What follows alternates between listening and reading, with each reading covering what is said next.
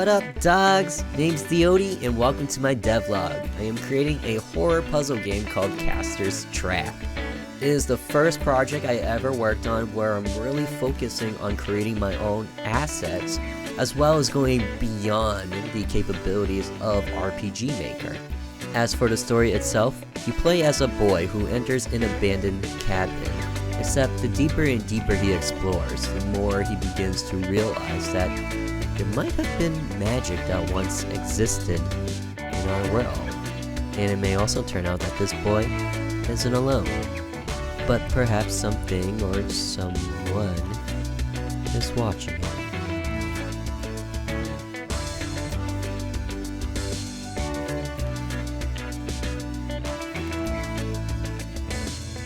Good morning, dogs. It's Sunday morning.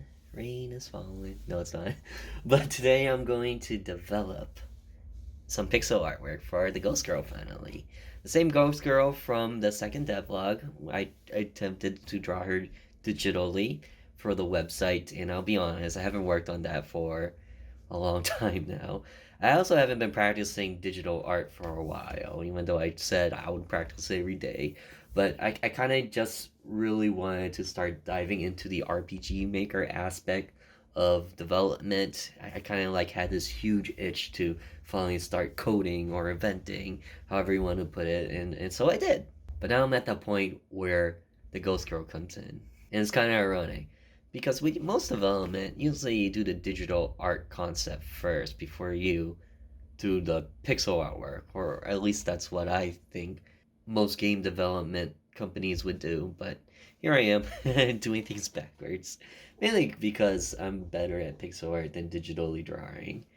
So, I mean, you can say that I did get the face down, the hair down, and like this much down, but I don't have the full outfit going on, and that's kind of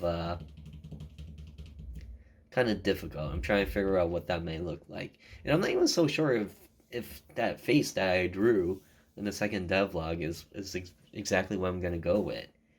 But I find pixel art to be faster, easier for me, so I'm doing it.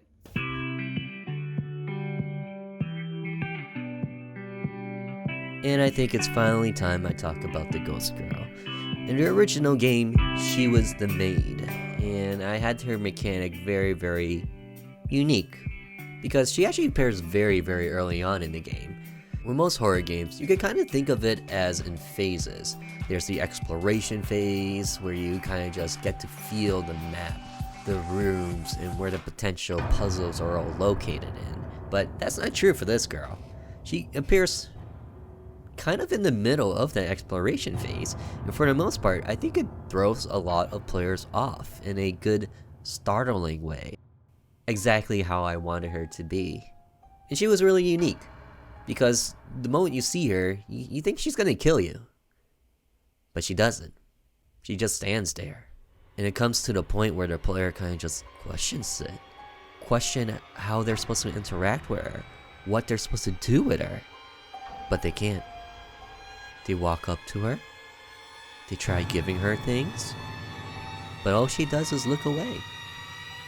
And the moment you turn your back from her, she looks right at you.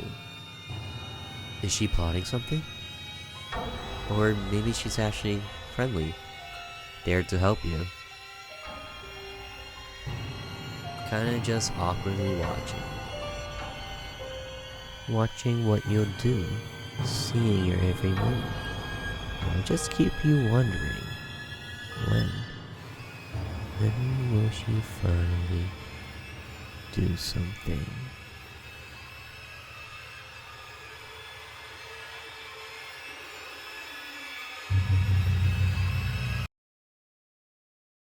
Okay, so I finished the first concept art. I haven't done the shading yet. I kind of just wanted to get a general idea of what she'd look like.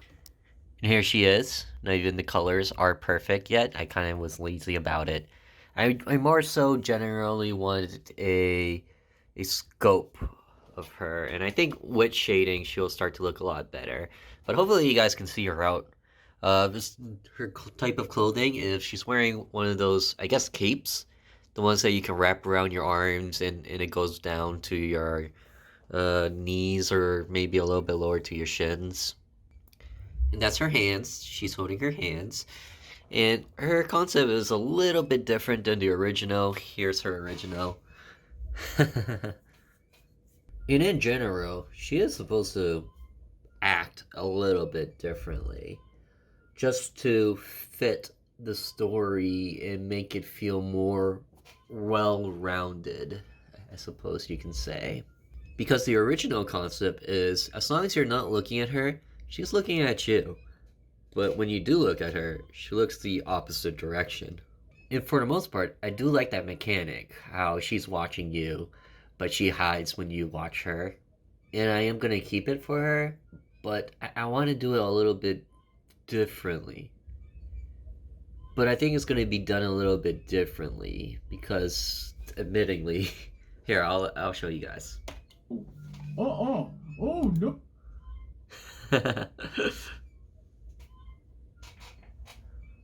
See?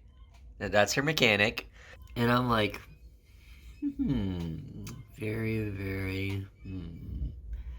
I feel like if I just have her look in the opposite direction, it looks a little bit silly. And maybe instead I should just have her look towards her right or towards her left or look down.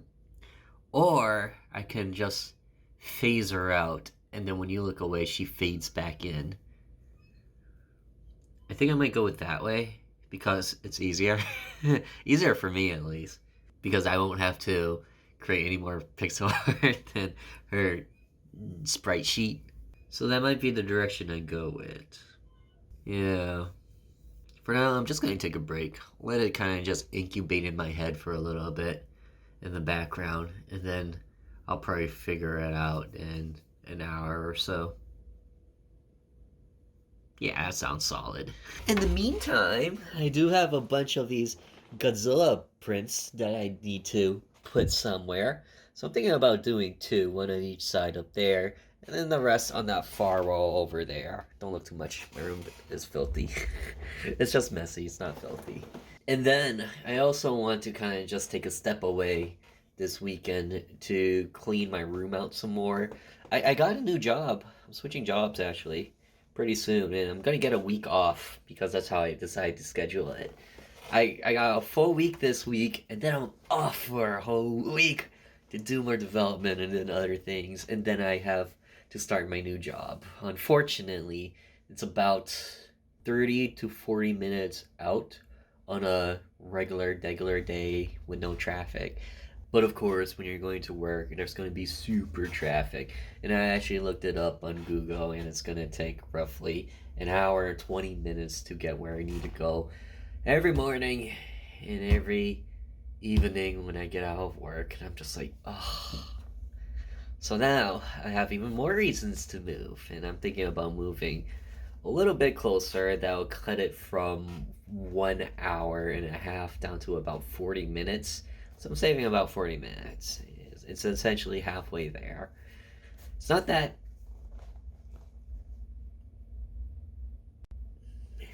I mean, of course, it would be more ideal to make it 10 or 20 minutes, but my new job is in the city, and to live in the city is going to be expensive, and I hate driving around and commuting in the city, and I also hate the noise in the city.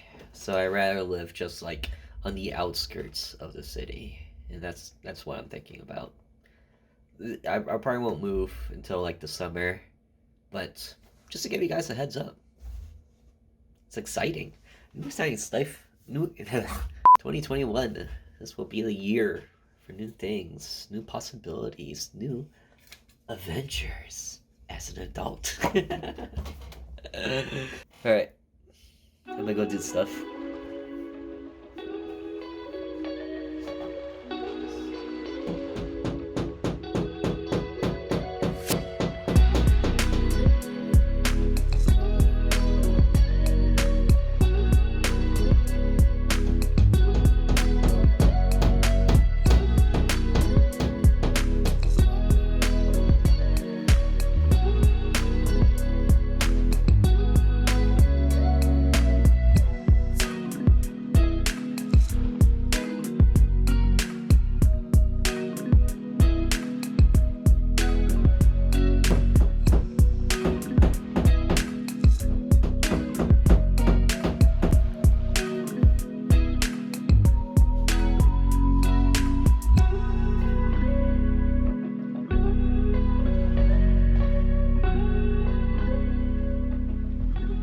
Okay, so while testing, I found something quite disgusting. And yes, I do mean disgusting in a bad way. So, I actually don't know if you're gonna see it so easily. I might actually have to swap over to my desktop. Yeah, you could! Ah, do you see that? Look at that. That big bubble of redness as you get closer. So I don't know what exactly is going on here, but it is through the community lighting plugin. And I think what's going on is that when two light filters mix, it kind of just add the brightness for each as they get closer that you see there. So it's like doing some math in the background, and it's for brightness, and it's giving me that. I mean, it makes sense mathematically, but it's not what I want. I guess what I was hoping for instead was that it would just, like, it makes sense because you got one light source and you have another light source, and of course the light sources will add each other's brightness to reveal the color of the map. And the reason why it looks so red in particular is because the filter I'm using is just a very, very off color towards blue. But then the floorboards itself is actually reddish brown. And so when the two brightness level combine and add each other, it cancels out the light filter and it reveals the actual true tone of the floorboards. And I've been spending like an hour, almost two, on this, by the way. But I came down to two methods. I could dissect the script and see where it adds brightness. I don't think I will be able to find that, to be 100% honest. I think it's just the nature of the script. I don't know. But the other method would be to use pictures. But then that would also mean to have to use a parallax mapping script so that I could lock the pictures onto the map so that when I move, the picture doesn't move alongside me. I'm going to go with the first method first, see what I can find. Probably spend like 5 minutes looking because I'm sure I won't understand it at all. But it doesn't hurt to try, right? So let's give it a shot. Before MZ and before MV, before it was called plugins, they were actually called scripts. My primary engine that I learned RPG Maker through was on XP. And I was a young lad, and I didn't really dig deep inside XP until I was maybe 13 years old. And then when I was 15 years old, that's when I truly got serious into VX Ace, to the point that I was interested in using scripts. And I remember those days because I always told myself, holy Christ, I am never using scripts, or I am never going to open up a script, look at it, and try to understand it. It's kind of funny, you know? But fast forward to today, and look at me, diving into this plugin, into its script, into this JavaScript, reading it line for line, just to figure out where and how it creates that gradient circle, which creates light. And it's, I guess just looking back on it kind of amazes me. If any of you guys are contemplating the same thing, where you're thinking just scripts and plugins are just really complicated stuff, I was honestly in that same boat. But look, I'm doing the best I can to figure it all out. And spoilers, I do understand the code in front of me for the most part. Granted, some of you guys who followed my channel throughout the summer of last year will know that I actually dabbled with Unity, and I was working on a game in Unity. But now I swapped back to RPG Maker, and for the most part it will have confused a lot of people on why I would do this, because the common saying is that RPG Maker is so limiting. Unity can do so much more, other game engines can do so much more. And I think about that comment, and I used to tell myself that too, having the decision to hop over from RPG Maker into Unity, learning code and being able to do so many different things. But at the same time, just look at what's in front of us. All of this code that's available to us, all that we can create. And it makes me wonder if those who swapped from RPG Maker to Unity, I really gotta ask the question, did they take the time to try more than what the engine can do from face value? Because now I don't see RPG Maker as an engine for people who do not know computer science, but instead people who know computer science with the convenience of creating simple events or mechanics a lot faster. Because with RPG Maker, all I have to do to create a text box is click on create text. Whereas in Unity, I needed to create a text box. I needed to make the text box appear. I needed to make text. I needed to make text scroll. I needed to make text move on to the next line. And we already know that we can do all of those things in RPG Maker with text codes. If anything, RPG Maker is an in-depth engine that uses JavaScript with the addition of making game development very, very efficient.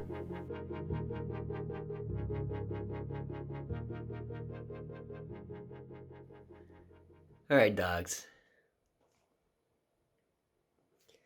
It's 8 o'clock. 8:30 actually. And I've just spent the longest time dissecting the community lighting plugin. Had no idea what I was looking at for a while, but I kind of figured it out. And essentially, it's this one line of code supported by these add color stops that creates that radius for the lighting effect. And create radio gradient is actually a piece of JavaScript. And this is kind of an example of one, except the colors are kind of inverted from what we see here versus on RPG Maker, where the inside is the light color and then the outside is surrounded by black. And with that in mind, you're deleting the black to add your own color.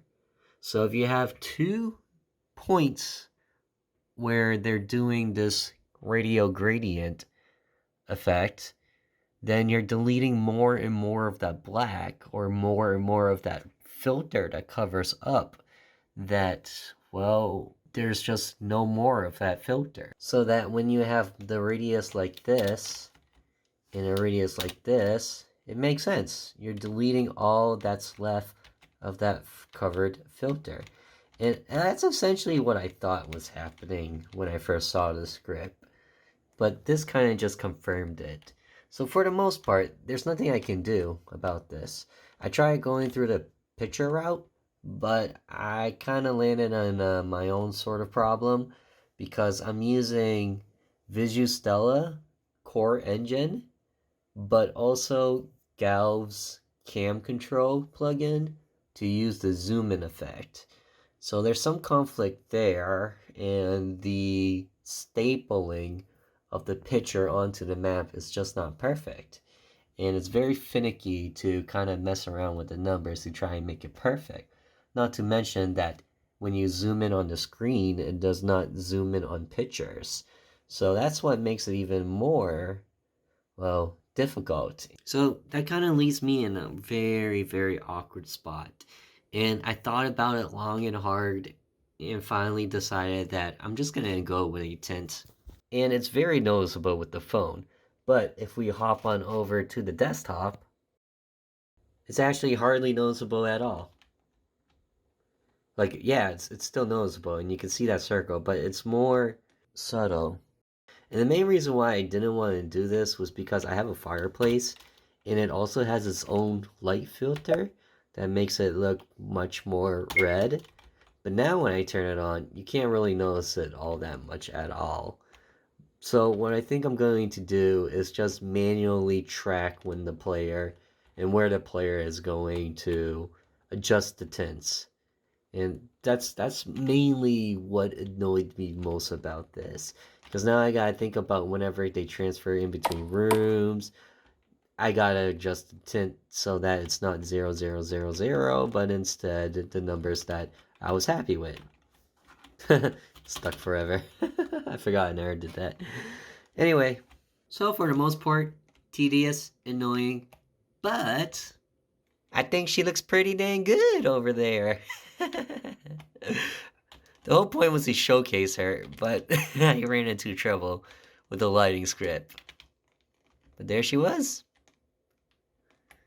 There she was. I can't wait to actually add her effects, all of her program in it. It's gonna be cool. And with that, I am absolutely ready to showcase the one true and final thing we've been waiting for. You just YOLO it. Alright, let's do it. Holy snappers. Wow. It's not all the way going, but I can already see some greatness. Alexa, turn off the hills.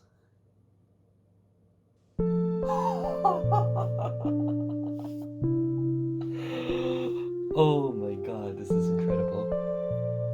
Isn't that just sick? Like, I'm not gonna lie, it looks way better in the camera than it does in real life. Wow.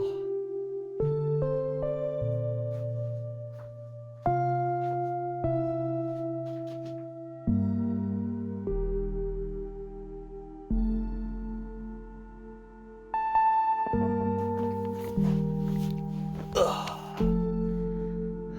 You guys know that one scene in Undertale?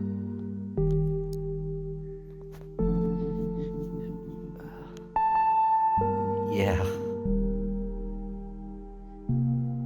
I could totally do this for a really long time. Friend, you are wild.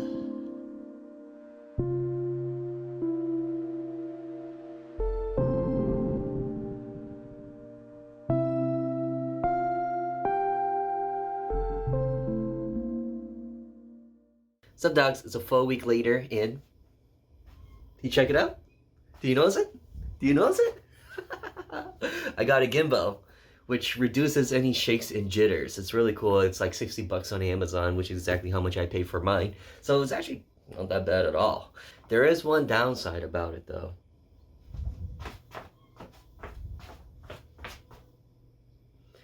It's like I can't turn around fast anymore. You know how often I do this when I vlog to you guys? Which I guess technically is not a good thing to do in the first place. But now I gotta do it more thoughtfully.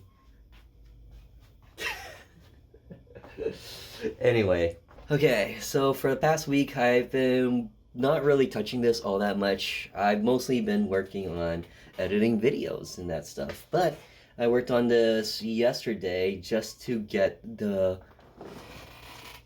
AI for the ghost girl going on, and this is what I got.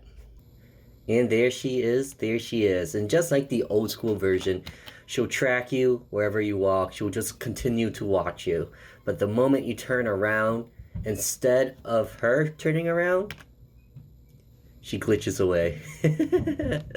And you guys probably got the spoiler just by watching Todd the Tester. God damn it, Todd. Hey guys, it's me, Todd, testing you to shut up, Todd. Okay. So while testing her, I tried the making her slowly disappear. I tried the her just looking away, and it just didn't have as much of an impact as it used to. I think back in the day it was more acceptable because there weren't really a lot of horror games that were made in RPG Maker, and the ones that were made didn't really have this sort of golden standard. But with time moving on and people making these great fantastic plugins, we also kind of got to move along with it. And in my opinion, I kind of like it more. I think it gives it more character, makes it a little bit more spookier. I haven't done any of the sound effects or sound design yet, so it's definitely going to make it a lot better. But here, check this out. Oh, you can't really check that out. Alright, watch her.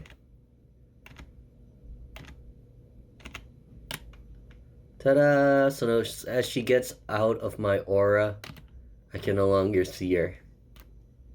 Which I guess kind of gives you an idea of some of the lore. Oh god, I never actually tried this. Will she actually go inside of me? Oh, that's gross. Another thing you probably don't notice is that her pasty is slowly dropping off. And if I do that... Nope, never mind. She's supposed to still be there because that lamp is on. But I guess I still got a couple more bugs to fix here and there. But what do you guys think? Is it neat? Is it pretty rad? It's using Visustella's horror glitches or horror pack, which costs money. I think it's like $5 or maybe $10. Down in the description if you guys are curious or interested.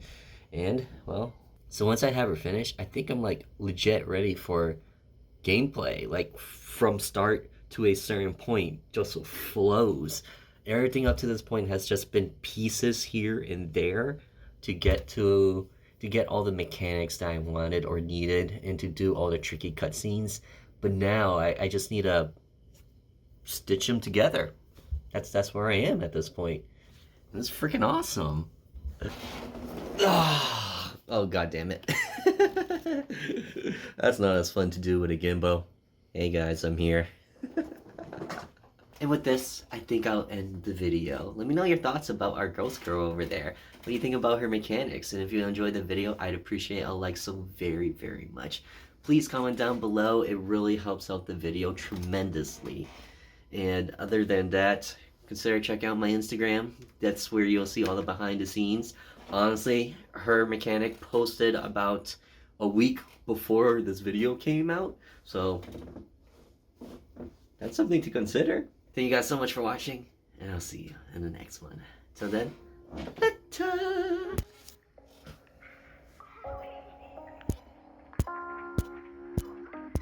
Do that. Ow. So if I slap my camera hard enough, tap my camera.